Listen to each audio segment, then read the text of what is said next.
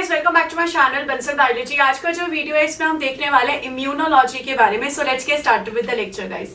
अगर हम सबसे पहले बात करें इम्यूनोलॉजी का मतलब क्या होता है। इम्यूनोलॉजी में हम स्टडी करते हैं हमारे बॉडी के रिस्पॉन्स को जब कोई पैथोजन हमारी बॉडी में आ जाता है, यानी कि immunology is the study of our body is resistant towards a pathogen. जब एक पैथोजन हमारी बॉडी में आया तो हमारी बॉडी उसको रेजिस्ट करेगी, इसकी स्टडी को हम इम्यूनोलॉजी कहते हैं।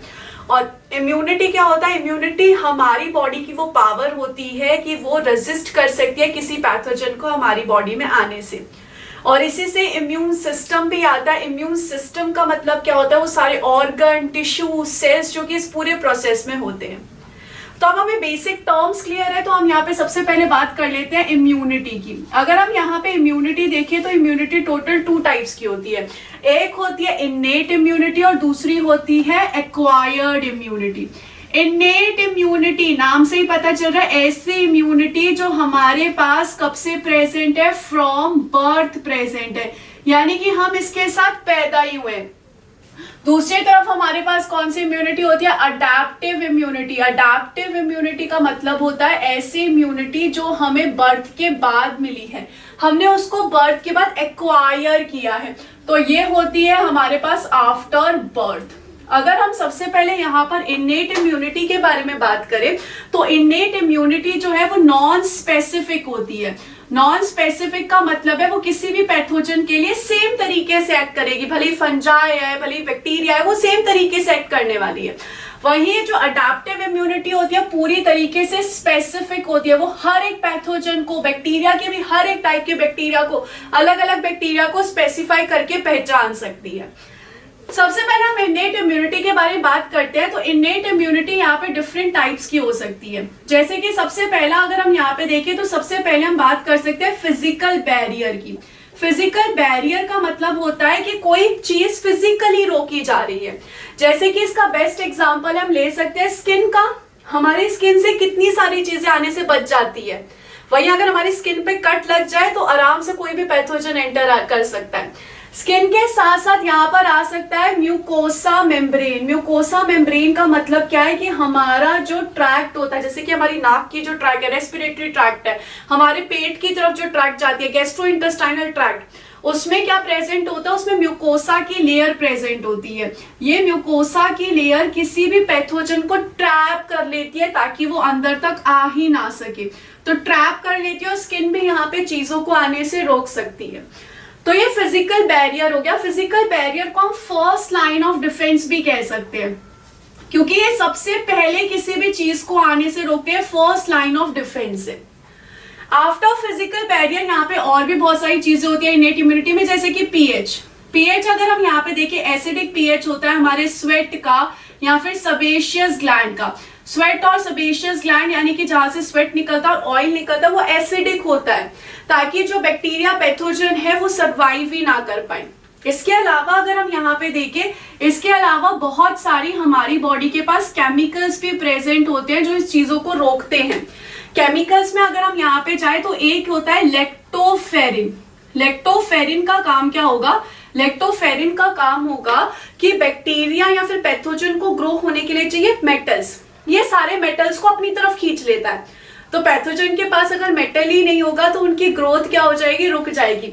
तो ये यहाँ पे क्या कर लेता है? ये यहाँ पे स्क्वेस्टर्ड कर लेता है, स्क्वेस्टर्ड कर लेगा मेटल आयन को, यानी कि मेटल आयन को क्या कर लेगा? अपने पास रख लेगा, जिसकी वजह से यहाँ पर क्या हो जाएगी? ग्रोथ लिमिट हो जाएगी माइक्रो ऑर्गेनिज्म की।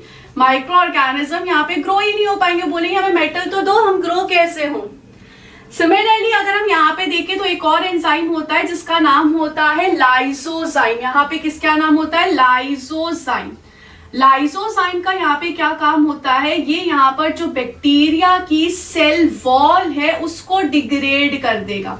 अगर आपने किसी से उसकी बाउंड्री छीन ली, उसकी सेल वॉल ही छीन ली, तो वो कैसे ग्रो करेगा। इसके अलावा यहाँ पर होता है डिफेंसिनेंस। ये जो डिफेंसिनेंस होते हैं ये भी यहाँ पे क्या करते हैं? इनहिबिट करते हैं बैक्टीरिया की ग्रोथ को। यहाँ पर ये क्या है? डिफेंसिनेंस जो होते हैं यहाँ पे पेप्टाइड होते हैं और इनका काम भी होता है ग्रोथ को रोकना। तो इस तरीके से हमने देखा फिजिकल बैरियर है, पीएच है, एसिडिक है, केमिकल्स है, और यहाँ पे क्या प्रेजेंट होता है? और यहाँ पे प्रेजेंट होता है कॉम्प्लीमेंट सिस्टम। कॉम्प्लीमेंट सिस्टम का मतलब क्या होता है, यहाँ पर ये टोटल 30 टाइप के प्रोटीन्स होते हैं, जिनको रिलीज कौन करता है, जिनको सिक्रीट करता है लीवर। यहाँ पर ये कहाँ प्रेजेंट होंगे, ब्लड में भी प्रेजेंट होते हैं, उसी के साथ साथ एक्स्ट्रा सेल्यूलर फ्लूइड में भी प्रेजेंट रहते हैं। ब्लड यानी कि हमें पता है खून में, और एक्स्ट्रा सेल्यूलर फ्लूइड यानी कि सेल के बाहर जो फ्लूइड होता है वहां पे भी ये प्रेजेंट होता है। कॉम्प्लीमेंट सिस्टम नाम से पता चल रहा है किसी चीज को कॉम्प्लीमेंट करेगा। यहाँ पर ये क्या करता है, यहाँ पर ये करता है कॉम्प्लीमेंट टू एंटीबॉडी। जैसा कि एंटीबॉडी काम करती है वैसे ही ये भी काम करता है, एंटीबॉडीज की मदद भी करता है। ये जो पैथोजन है उसको कस के पकड़ लेगा, उसको जाने ही नहीं देगा, और बाकी सेल्स को बोलेगा अरे देखो मैंने इस पैथोजन को पकड़ रखा है, इसको खत्म करो। तो इस तरीके से। उसके अलावा अगर हम यहाँ पे जाए तो उसके अलावा यहाँ पे और कौन सा आता है, और यहाँ पे आता है सेल्यूलर डिफेंस। सेल्यूलर डिफेंस का मतलब क्या है, यहाँ पे सेल्स होंगे जो डिफेंस का काम करेंगे। सेल्यूलर डिफेंस में अगर हम यहाँ पे देखें तो आता है मैक्रोफाज, मोनोसाइट, उसके अलावा न्यूट्रोफिल्स। ये सारे यहाँ पर क्या है, सेल्स है। इनका काम यहाँ पर क्या होगा, फेगोसाइटोसिस कर लेना, यानी कि ये क्या करते हैं, पैथोजन को खा जाते हैं, फेगोसाइटोसिस करते हैं। ये यहाँ पे फर्स्ट लाइन ऑफ डिफेंस था। इनेट इम्यूनिटी का जो सेल्यूलर डिफेंस है ये सेकेंड लाइन ऑफ डिफेंस है। इसको हम यहाँ पे क्या बोलते हैं, सेकेंड लाइन ऑफ डिफेंस बोलते हैं। इसका काम क्या है, कोई भी पैथोजन है उसको खा जाए। इसके अलावा अगर हम यहाँ पे देखें, यहाँ पर खत्म नहीं हुआ, यहाँ पर और भी चीजें होती हैं। जैसे कि एक यहाँ पे होते हैं PRR मॉलिक्यूल।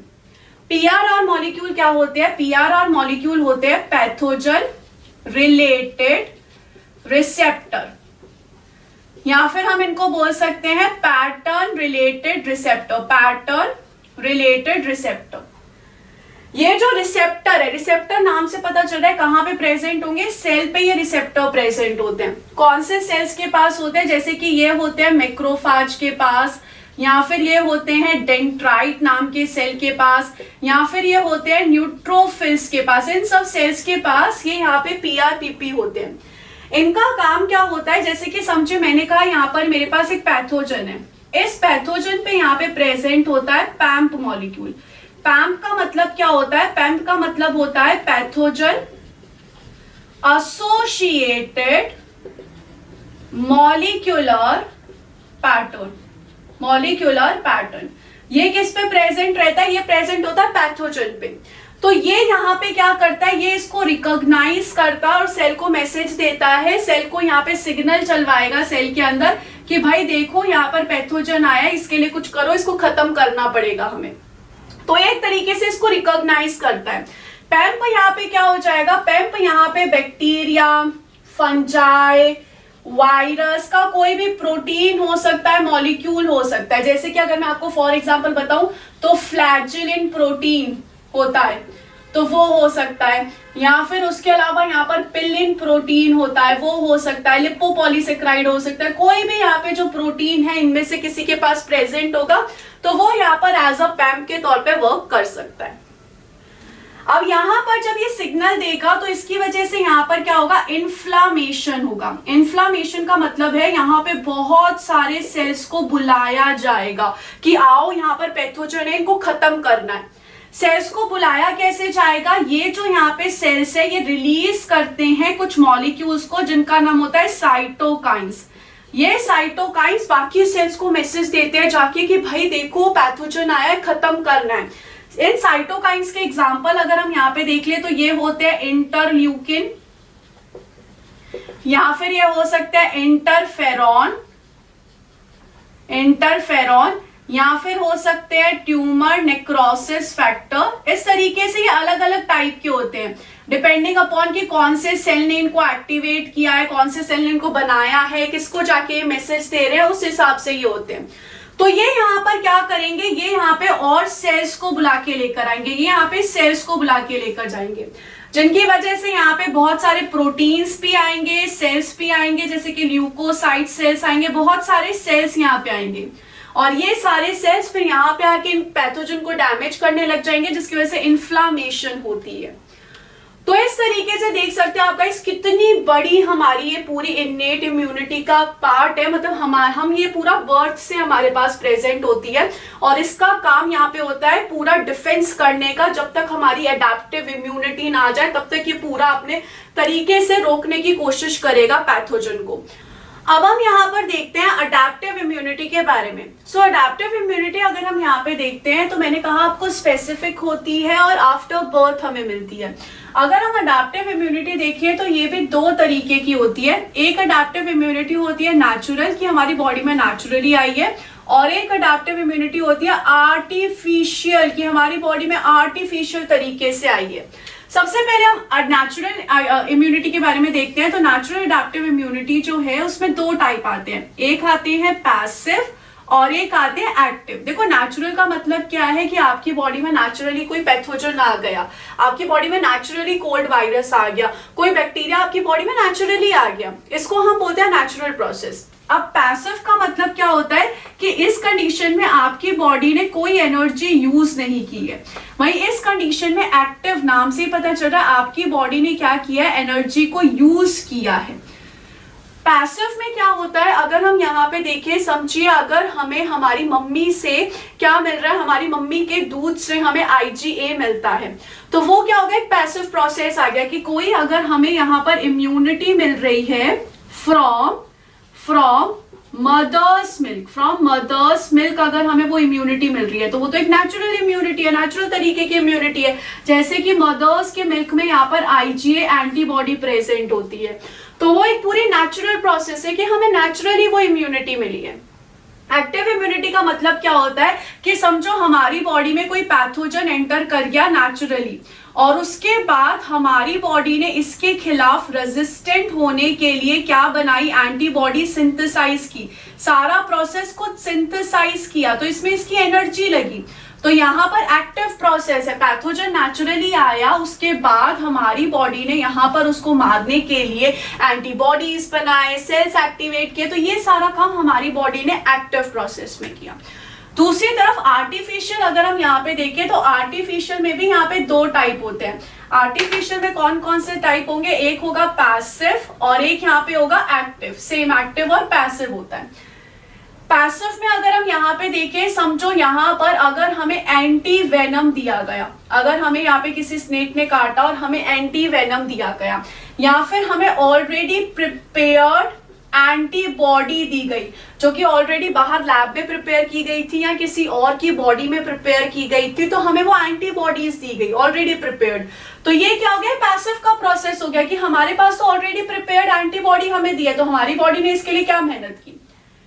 एक्टिव प्रोसेस में क्या होगा, एक्टिव प्रोसेस का बेस्ट एग्जांपल है वैक्सीन्स।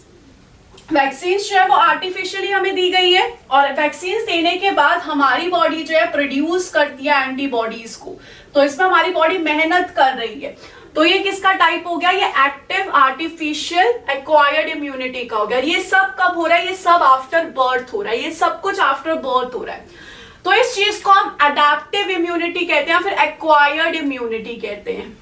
अगर हम यहाँ पर अडेप्टिव इम्यूनिटी में देखें तो अडेप्टिव इम्यूनिटी में और दो तरीके की इम्यूनिटी आती है। हम अडेप्टिव की ही बात करें, इसमें दो और इम्यूनिटी आती है, एक होता है ह्यूमरल इम्यूनिटी और एक होता है सेल मेडिएटेड इम्यूनिटी। अगर हम ह्यूमरल इम्यूनिटी की बात करें तो इसमें जो सेल्स रिस्पॉन्सिबल होते हैं उनको बोला जाता है बी सेल, और यहाँ पर सेल मेडिएटेड के लिए जो होते हैं उनको बोला जाता है टी सेल।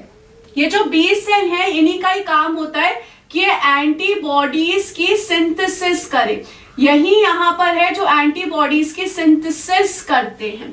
वही टी सेल कोई एंटीबॉडी की सिंथेसिस तो नहीं करता है, लेकिन यहाँ पर इसके पास इतनी कैपेबिलिटी होती है कि ये सिक्रीट कर सकता है मॉलिक्यूल्स को जो कि बाकी सेल्स को एक्टिवेट कर सके, या फिर ये किल कर सकता है पैथोजन को, तो ये सब काम ये करता है। और बी सेल यहाँ पे किसकी सिंथेसिस करता है, एंटीबॉडी की सिंथेसिस करता है। एंटीबॉडी का बेसिकली काम क्या होता है कि एंटीजन को यहाँ पर होल्ड करके रखे, अच्छे से पकड़ के रखे। एंटीबॉडी का बेसिकली काम होता है कि एंटीजन को कस के पकड़ ले, ताकि यहाँ पर बाकी के जो सेल्स हैं वो आके पहचान सके, अच्छा एंटीबॉडी ने एंटीजन को पकड़ रखा है, अब तो इसको मारना पड़ेगा।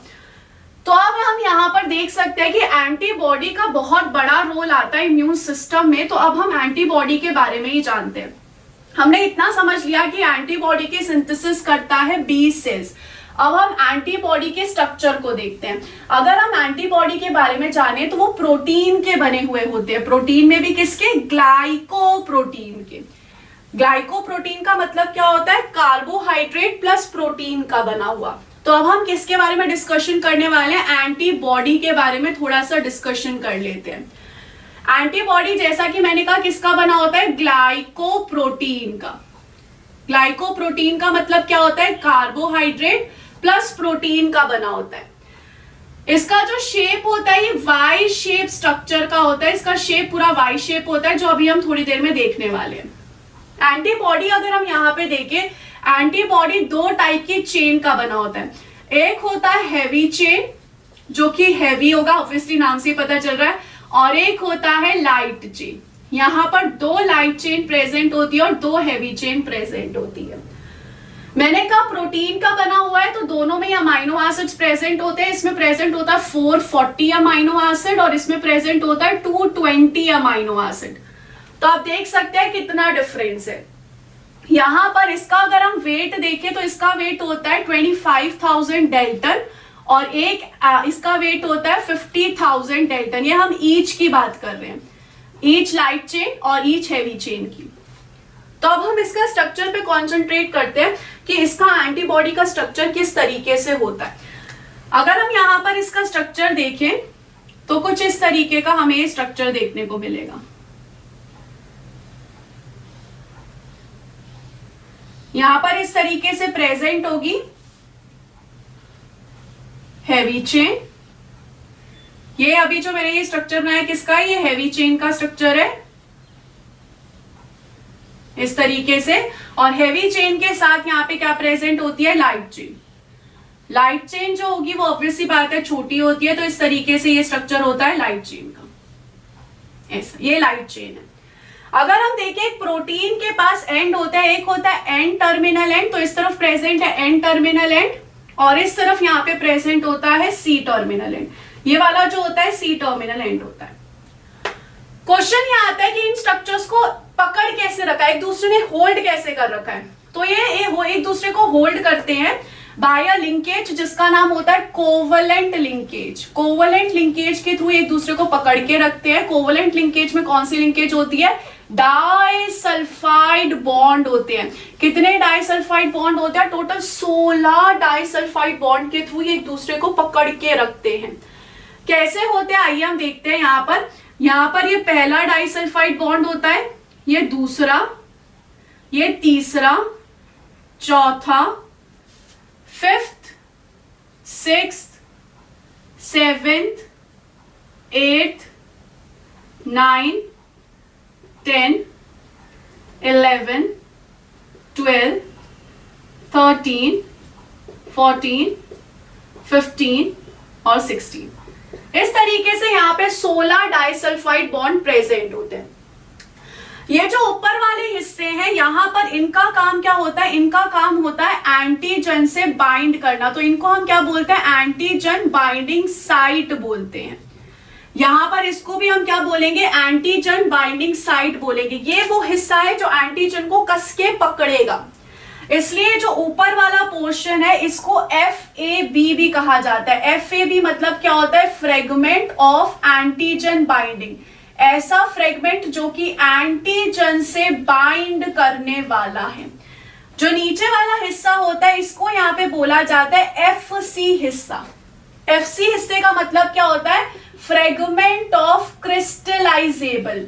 ये जो है यहाँ पर क्या हो सकता है? क्रिस्टलाइजेबल है, क्रिस्टल बना सकता है, क्योंकि ये जो नीचे वाला हिस्सा होता है इसमें बेसिकली कार्बोहाइड्रेट्स प्रेजेंट होते हैं।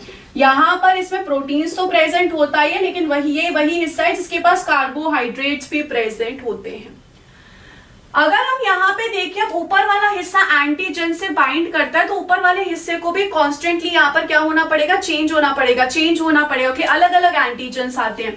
तो ऊपर वाले हिस्से को क्या बोला जाता है? ऊपर वाले हिस्से को बोला जाता है वेरिएबल रीजन। वहीं जो नीचे वाला हिस्सा है इसको बोला जाता है कांस्टेंट रीजन। नीचे वाला हिस्सा कांस्टेंट है, ऊपर वाला हिस्सा चेंज होता रहेगा अकॉर्डिंग टू एंटीजन, कौन सा एंटीजन है, कौन सा एंटीजन है, उस हिसाब से। यहां पर ये वाला जो है इसको, यहां वाले हिस्से को बोलते हैं VL। VL का मतलब variable region of light chain. इस हिस्से को बोला जाता है VH, यानी कि variable region of heavy chain. अब यहाँ पे कांस्टेंट हिस्से में क्या आता है, कांस्टेंट हिस्सा जो होता है वो 3 हिस्सों से बना होता है। यहां पर इसको बोलेंगे कांस्टेंट हिस्सा ऑफ लाइट चेन, यहां पर इसको बोलेंगे कांस्टेंट हिस्सा of light chain heavy chain 1, constant हिस्सा ऑफ हेवी चेन 2, कांस्टेंट हिस्सा ऑफ हेवी चेन 3। तो हेवी चेन का जो कांस्टेंट पार्ट होता है वो 3 से बना होता है, वहीं जो लाइट चेन का होता है वो सिर्फ 1 से ही बना होता है। यहां पर भी सेम इसी तरीके से कहानी आएगी। तो ऊपर वाला जो है वो वेरिएबल है, नीचे वाला जो हिस्सा है वो कैसा होने वाला है, कांस्टेंट होने वाला है, इस तरीके से। इसके अलावा जो एंटीबॉडीज होती है वो फ्लेक्सिबल होती है। फ्लेक्सिबल होने के रीजन क्या है, यहां पर आप देख सकते हैं, यहां पर एक हिंज रीजन प्रेजेंट है, इसको बोला जाता है हिंज रीजन। ये जो हिंज रीजन होता है ये 10 से लेके 60 अमाइनो एसिड्स का बना हुआ होता है। तो यहां पर इसकी वजह से क्या आता है, फ्लेक्सिबिलिटी आती है। और इसमें ज्यादातर अगर हम यहाँ पे देखें तो proline and cysteine amino acid आपको मिलेंगे। यहाँ पे प्रोलीन और सिस्टीन अमाइनो एसिड ज्यादा अमाउंट में प्रेजेंट होते हैं। इस हिंज की वजह से ये फ्लेक्सिबल होती है एंटीबॉडी, ताकि आराम से कैप्चर कर सके एंटीजन को।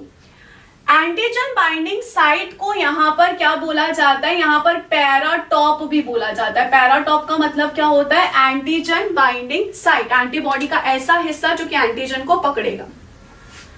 अब अगर मैं आपको वेरिएबल रीजन के बारे में एक और कहानी बताऊं तो वेरिएबल रीजन भी यहाँ पर 2 हिस्सों से बना हुआ होता है। एक यहाँ पर हिस्सा होता है फ्रेमवर्क का और दूसरा यहाँ पर होता है CDR का। फ्रेमवर्क जो हिस्सा है वो बेसिक जो वेरिएबल रीजन का हिस्सा है वो बना रहा है, वहीं जो CDR होता है ये हाइपर वेरिएबल रीजन होते हैं। हाइपर वेरिएबल रीजन का मतलब क्या है, जो एक्चुअल में चेंज हो रहे हैं, वेरिएबल रीजन में भी जो एक्चुअल में चेंज हो रहा है वो हाइपर वेरिएबल रीजन होता है।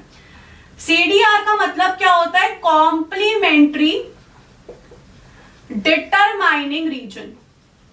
ये ऐसा हिस्सा है जो एक्चुअल में यहाँ पर देखेगा कि भाई कौन से एंटीजन से बाइंड करने के लिए चेंज होता जा रहा है। अगर हम यहाँ पे देखें, यहाँ पर एक वेरिएबल हिस्से में कितने CDR होते हैं, 3 CDR होते हैं। मतलब एक वेरिएबल हिस्से में 3 CDR है, तो 3 + 3 + 3 + 3 कितने हो गए, टोटल 12 हो गए। 12 CDR एक एंटीबॉडी के पास प्रेजेंट होते हैं। इसके पास 3, इसके पास 3, इसके पास 3, इसके पास 3, इस तरीके से 12।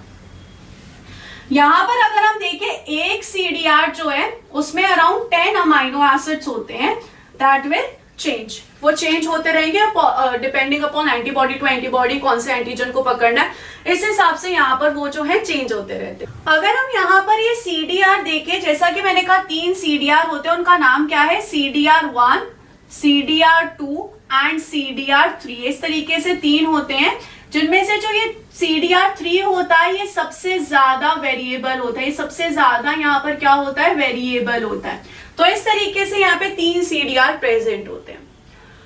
अगर हम यहाँ पे और चीजें समझने की कोशिश करें तो यहाँ पर मैंने कहा जो लाइट चेन है वो 220 अमाइनो एसिड से बना होता है, जिसमें से जो वेरिएबल हिस्सा होता है वो यहाँ पे 110 अमाइनो एसिड का बना होता है, और सिमिलरली जो कांस्टेंट हिस्सा है वो भी 110 अमाइनो एसिड का बना होता है। सिमिलरली अगर हम हेवी चेन में देखें तो हेवी चेन का भी जो वेरिएबल हिस्सा है वो 110 अमाइनो एसिड का बना होता है, और कांस्टेंट जो है वो यहाँ पे टोटल 330 अमाइनो एसिड का बना होता है। जैसे कि हम देख सकते हैं यहाँ पर 110 + 110 + 110 इज 330। तो हेवी चेन का यहाँ पे बना होता है 330 अमाइनो एसिड का, और वेरिएबल बना होता है 110। अगर हम थोड़ा सा और समझने की कोशिश करें तो यहाँ पर जो लाइट चेन होती है वो भी यहाँ पे 2 तरीके की हो सकती है। एक लाइट चेन होती है कापा और एक लाइट चेन होती है लैम्डा, जिनमें से अगर हम यहाँ पे देखें 60% एंटीबॉडीज में कापा मिलती है और 40% यहाँ पे कौन सी मिलेगी, लैम्डा। तो K is for kappa and this is for lambda. तो इस तरीके से यहाँ पर लाइट चेन भी कैसी होती है, 2 तरीके की होती है। सिमिलरली अगर हम हैवी चेन के बेसिस पे देखें तो हैवी चेन के बेसिस पे अमाइनो एंटीबॉडीज जो होती है वो टोटल 5 तरीके की होती हैं। अगर हम यहाँ पे देखें on the basis of heavy chain जो एंटीबॉडीज होती हैं वो टोटल 5 तरीके की होती है। कौन कौन सी होती है? एक होती है म्यू, एक होती है एप्सिलॉन, एक होती है डेल्टा, एक होती है गामा और एक होती है अल्फा। ये क्या है? हैवी चेन के 5 टाइप है। लाइट चेन के 2 टाइप है, वैसे हैवी चेन के 5 टाइप है। म्यू वाली से एंटीबॉडी आती है आईजीएम, एप्सिलॉन से आती है आईजीई, डेल्टा से आती है आईजीडी, गामा से आती है आईजीजी और अल्फा से आती है आईजीए।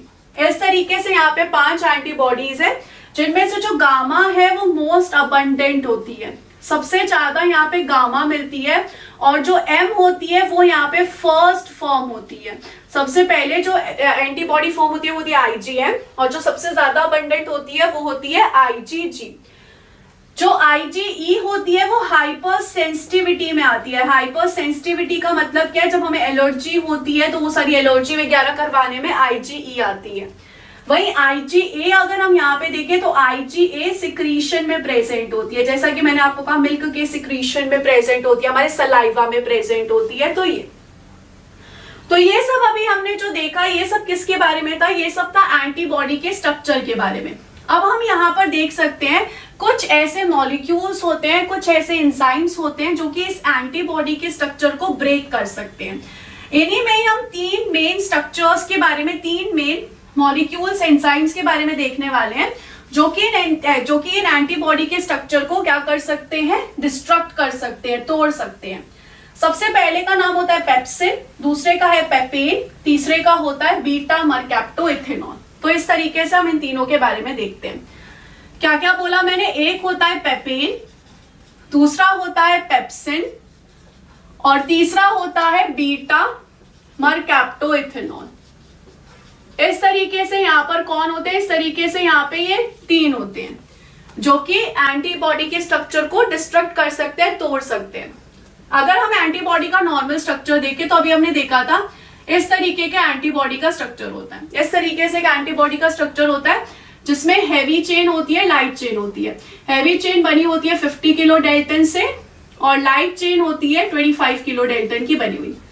इस तरीके से यहाँ पर ये होता है एक एंटीबॉडी का स्ट्रक्चर। ये भी हैवी चेन 50 किलो डेल्टन की होगी और ये लाइट चेन 25 किलो डेल्टन की होगी। यहाँ पर इसमें पता है हमें हिंज प्रेजेंट होता है। तो यहाँ पर ये जो पेपेन है ये क्या करेगा? ये कट करता है इसी हिंज रीजन पर। पेपेन क्या करता है? इसी हिंज रीजन पे कट करेगा। तो समझे इस तरीके से यहाँ पर एंटीबॉडी है तो इसके इस हिंज रीजन पे ये कट कर देगा, इस हिस्से पे यहाँ पे कट कर देगा, जिसकी वजह से हमें यहाँ पे क्या मिलेगा? जिसकी वजह से हमें एक ये फ्रेगमेंट मिलेगा, एक ये फ्रेगमेंट मिलेगा, प्लस हमें एक ये फ्रेगमेंट मिलेगा। इस तरीके से ही मिलेगा। जो ऊपर वाले हिस्से होते हैं उनको हम बोलते हैं FAB हिस्सा, क्योंकि ये एंटीजन से बाइंड करते हैं, और जो नीचे वाला हिस्सा होता है इसको FC हिस्सा बोलते हैं। तो यहाँ पर इस तरीके से मिलेंगे। अगर हम यहाँ पे देखें जो हमें FAB हिस्से मिल रहे हैं वो अप्रोक्सीमेटली यहाँ पे कितने के होंगे? 45,000 किलो डेल्टन का वेट होगा इनका, और FC हिस्से का अप्रोक्सीमेटली अगर हम वेट देखें तो होगा 50,000 किलो डेल्टन। तो इस तरीके से यहाँ पर पेपेन हिंज रीजन पे कट करता है, हमें ये बात ध्यान रखनी है। दूसरी तरफ अगर हम पेप्सिन पे जाएं तो पेप्सिन कहाँ कट करता है? पेप्सिन यहाँ पे जस्ट नीचे कट करता है, हिंज रीजन के जस्ट नीचे कट करेगा। तो यहाँ पर क्या होगा? यहाँ पर ये जो हिस्सा है, ऊपर वाला हिस्सा जो है वो एक दूसरे से जुड़ा रहेगा, तो इसलिए इसको हम यहाँ पे बोलते हैं FAB2 हिस्सा, क्योंकि इसमें जो है दोनों FAB एक दूसरे से जुड़े हुए हैं। वही यहाँ पर ये जो FC हिस्सा होता है इसका ये पूरी तरीके से तोड़ देता है, इसको ये पूरी तरीके से टुकड़े टुकड़े कर देता है FC हिस्से के। तो FC हिस्से के तो पूरे टुकड़े हो जाते हैं, बस ये पूरा मिलता है। इसका यहाँ पर लगभग वेट होता है 1 लाख डेल्टन। यहाँ पर इसका वेट कितना होता है? 1 लाख डेल्टन के हिसाब से यहाँ पे ये वेट होता है। लगभग हम समझ ही सकते हैं ना, 50 इधर का 50 इधर का, 1 लाख डेल्टन इसका वेट होता है। तो पेप्सिन कहाँ कट करेगा? हिंज रीजन के थोड़े से नीचे। नेक्स्ट यहाँ पे होता है बीटा मरकैप्टोइथेनॉल। बीटा मरकैप्टोइथेनॉल जो है वो डाइसल्फाइड बॉन्ड को ब्रेक करता है। इसका काम होता है डाइसल्फाइड बॉन्ड को ब्रेक करना। एक एंटीबॉडी के पास टोटल 16 डाइसल्फाइड बॉन्ड होते हैं, जिसके थ्रू ये जो स्ट्रक्चर्स हैं एक दूसरे से जुड़े हुए होते हैं। ये स्ट्रक्चर एक दूसरे से जुड़े हुए होते हैं, ऐसे ऐसे ऐसे। तो यहाँ पर ये क्या करेगा, ये इन डाइसल्फाइड बॉन्ड को ब्रेक कर देता है, जिसकी वजह से लाइट चेन्स अलग हो जाती है, हैवी चेन्स अलग हो जाती है, इस तरीके से सब अलग हो जाएंगे। तो यहाँ पर हमें क्या मिल जाती है, यहाँ पर हमें लाइट चेन मिल जाती है। एक लाइट चेन का वेट लगभग हमें 22 किलो डेल्टन के आसपास मिल जाता है, और एक हमें हैवी चेन 2 मिल जाती है, जिनका molecular weight approximately 50 kilo dalton के आसपास मिल जाता है। तो इस तरीके से यहाँ पर ये सब हैवी चेन अलग हो जाएंगी, सारी लाइट चेन अलग हो जाएंगी बीटा मरकैप्टोइथेनॉल की वजह से, क्योंकि इसने डाइसल्फाइड बॉन्ड ब्रेक किया। सो गाइज यही सब था इम्यूनोलॉजी के बारे में। आई होप आपको अच्छे से समझ में आ गया होगा। If you like this video, do share it with your friends. Thank you so much guys for watching this video.